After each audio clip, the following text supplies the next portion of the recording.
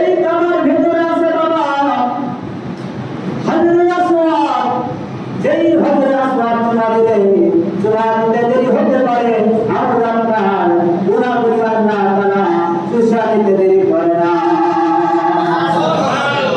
হাজরে আসওয়াদ কালো পাথর, এই পাথরের কত ক্ষমতা, ঠোঁটটা লাগাইতে দেরি আমরা আপনার গুনাহ হতে দেরি হয় না। সুবহানাল্লাহ, সুবহানাল্লাহ। এত দামি পাথর, এত বড় পাথর হাজরে আসওয়াদ।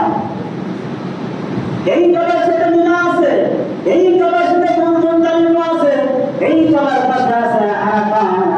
আমার বাবার কারণে এই কাবারের প্রদান, এই কাবার একটা হুদুদ আছে, হদ আছে, সীমা আছে।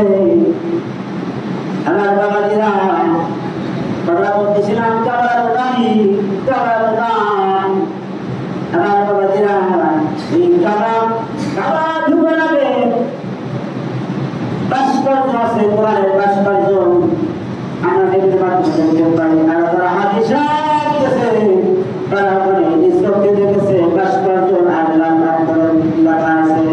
এখানে কাফের বেঈমান মুশরিকরা ঢুকতে পারবে না, কারণ তারা নামাজ ইন্নাল মুশরিকুনা নাজাস, নামাজ ব্যক্তি কাবা ঢুকতে পারবে না। এখানে ঢুকতে হলে মুসলমান হতে হবে, পবিত্র হয়ে এই কাবায় ঢুকতে হবে। এতটাই দরকার। এই কাবা আল্লাহ তাআলা নির্মাণ করলেন হযরত ইব্রাহিম